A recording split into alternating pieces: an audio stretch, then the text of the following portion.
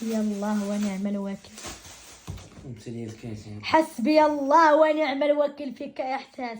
الحيوان عرفتي هي الحيوان وكياكل مكشوف العاني باش حط لي بعض حبات قصهم.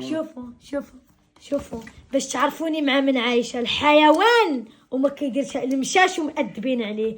شوفوا الشوف صافي عادي دابا عادي محمق علينا راسها الخا صافي ما ديري بيه صافي. شنو اللي صافي؟ ما عندكش ادب الماكله. واش ما عندكش ادب ادب الماكله. دابا اجاب العصير هنا.